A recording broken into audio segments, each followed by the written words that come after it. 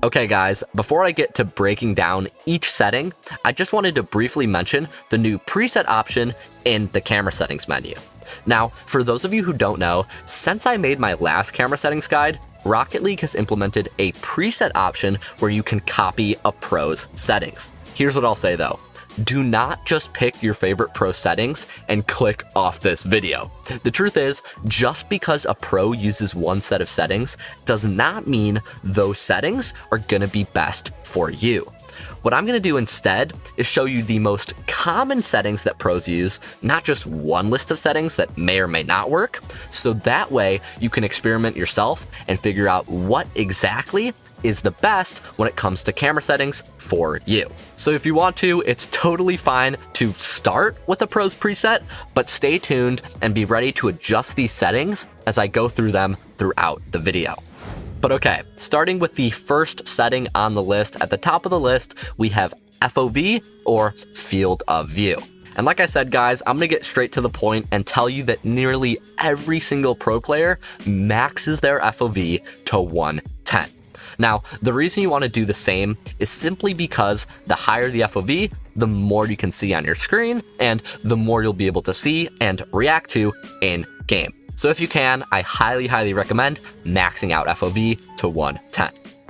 Moving on to the next setting, we have camera distance. Now what this setting does is it controls how far away your camera is from the car. When it comes to distance though, except for a few outliers, pros really only choose two settings, and that's a camera distance of 270 or a camera distance of 280. But since almost every pro opts for a camera distance of 270, and personally, I think this setting gives you the best view of your car in the field, I'd recommend you stick with that. On to camera height, and what this setting does is it controls how far up your camera sits.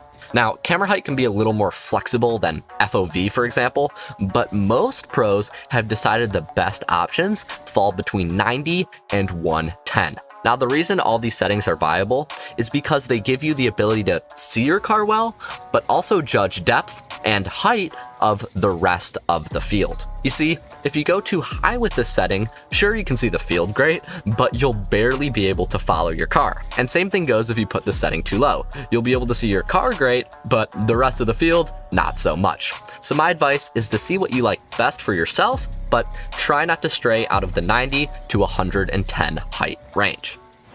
Onto the final major camera setting, we have camera angle. And this setting goes hand in hand with camera height because it's going to control the angle that you're viewing the field from. Now, I will say camera angle can be adjusted a little more than camera height based on your personal preference, without too much of a performance hit.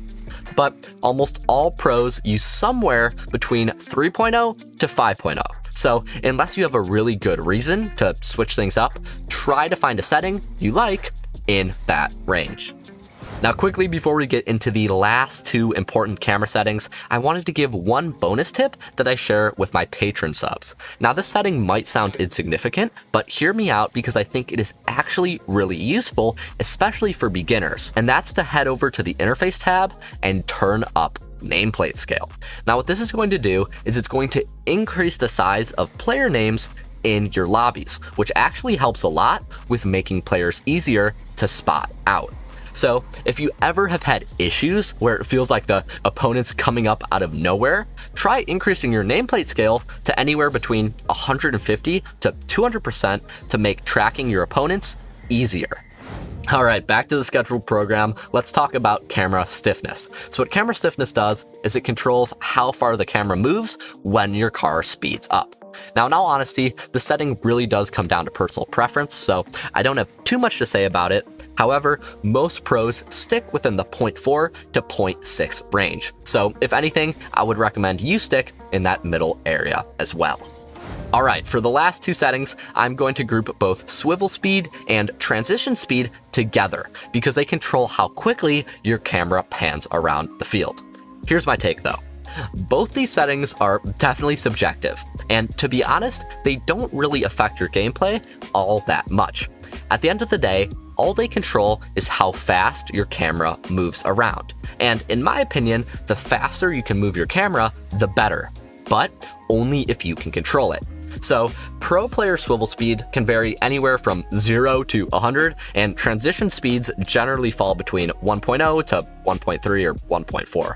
But for these two settings, I say try to increase them as high as you can go, but obviously still maintain control of. But okay, I promised I would be quick, so that is really the core of what you need to know about camera settings in Rocket League. Now, I will say I'm going to be following up this video with an in-depth dead zone settings guide, but for now, this should be more than enough for you to tinker and experiment with for yourself in your own games.